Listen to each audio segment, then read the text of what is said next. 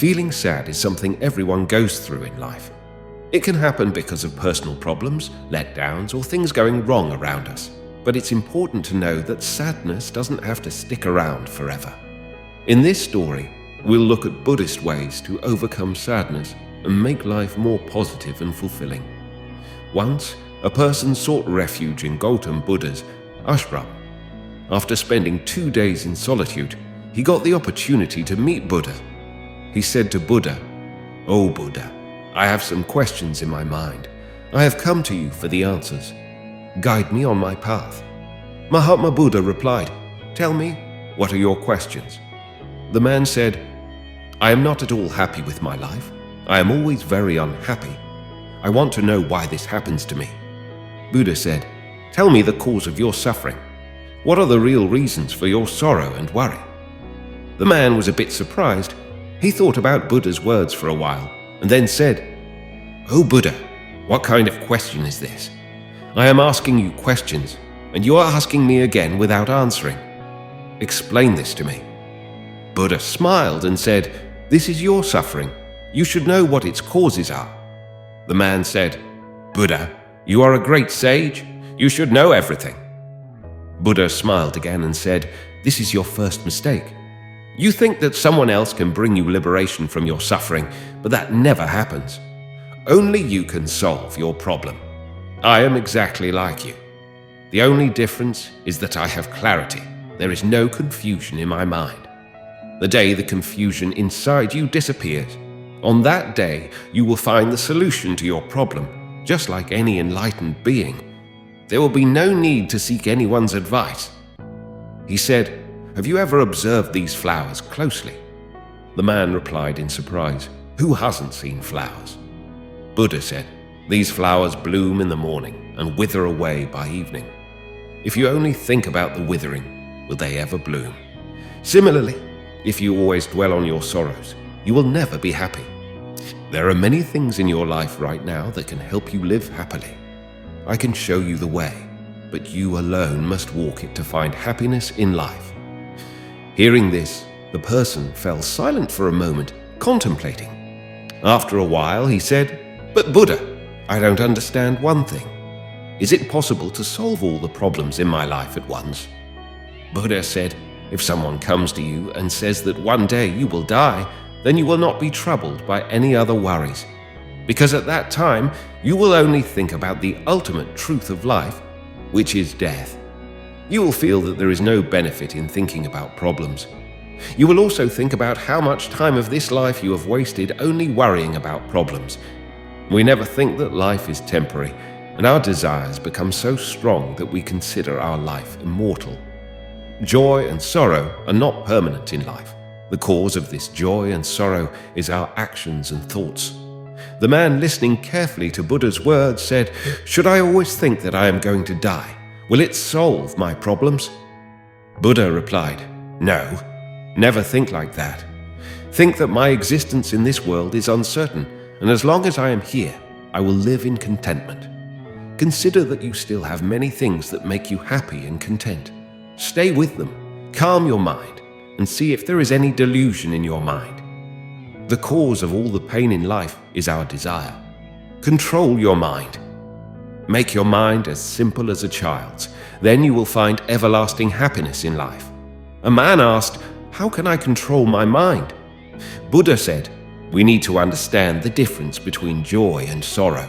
We need to understand what is happiness for me and what is sorrow.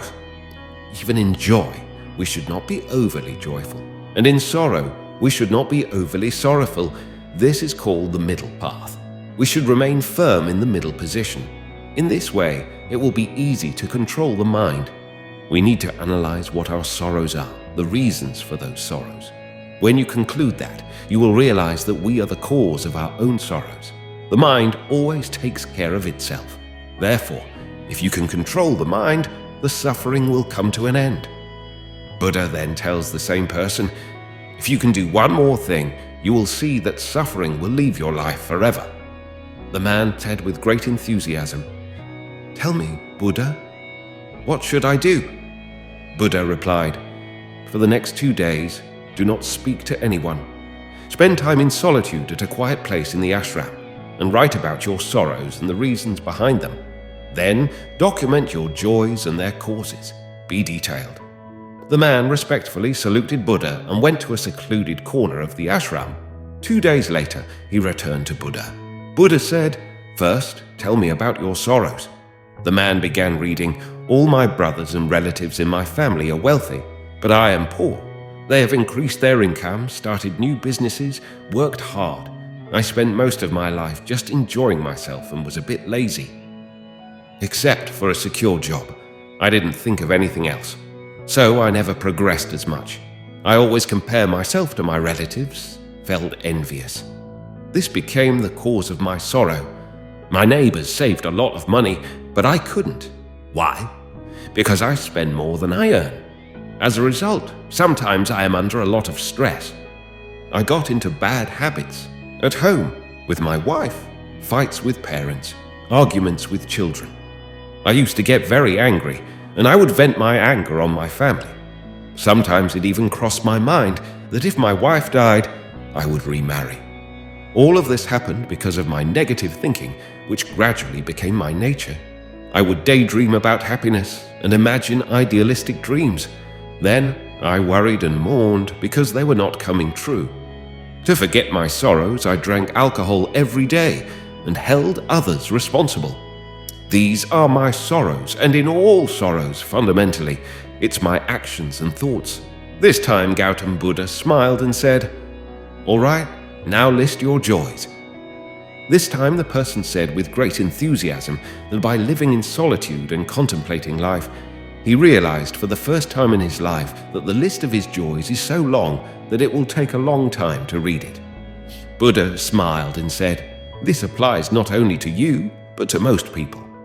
Think about the reasons for sorrows. We waste precious time in life. In reality, our life is a reservoir of happiness, peace, and joy. Good. Can't read your entire list, so just read some." That man started reading with great joy. He said, "I am alive. I am healthy and strong. I have my parents. I have a wife. I have children, like those fortunate people in the world. I have the greatest wealth, like the love of my parents, the love of my beautiful wife, the innocence of my children, and the joy of being a father. When I come home, the affection of my children brings strength into my life. I forget all the tasks for a moment. I can work.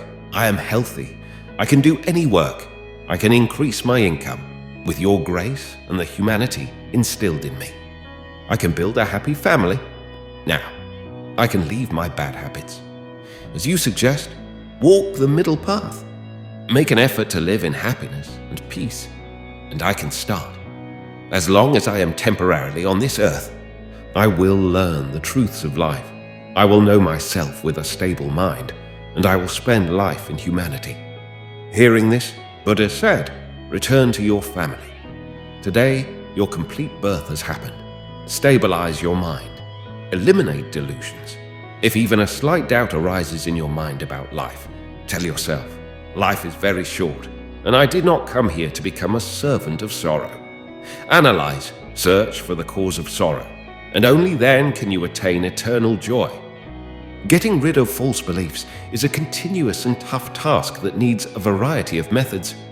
By educating people, having open conversations, and promoting a culture based on reason, individuals and communities can escape from believing in things that aren't true. The advantages are significant. We can create a world that's more knowledgeable, accepting, and fair. In this kind of world, decisions are made based on evidence and logic, instead of sticking to false ideas. As we aim for clear thinking and understanding, the process of getting rid of delusions becomes a group effort towards a better and more sensible future. Buddha talks about working on one's thoughts and actions. We have heard the story. Now, let's focus on actions. This week, I wrote about my 3 sorrows and their causes on a page. One of the causes of sorrow is overthinking. Yes, overthinking. Now, I am engaged in eliminating the cause of my sorrow. Replace the shadows of sorrow with the vibrant colors of hope and watch as your world transforms into a masterpiece of happiness. Now it's your turn. Identify some of your own sorrows and list their causes. Write down its solution and keep it in your pocket. If possible, share it in the comment box. Also, do a good deed by sharing this story with your knowledge among people so that they can also bring positive changes in their lives. This will lead you towards the path of happiness. Embrace each day as a new opportunity to create happiness. For the power to end, sadness lies within your own perspective.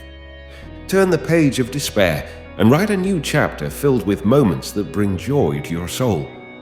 Like the sun rising after a storm, find the strength within to rise above sadness and let the light of hope guide your way. If you found this helpful, please give us a thumbs up to help us reach more people seeking ancient wisdom. If you're new here, subscribe and click the notification bell for more lessons on ancient wisdom. Thank you for watching, and see you in our next video. To watch more videos, choose one of the videos that will appear on your screen now.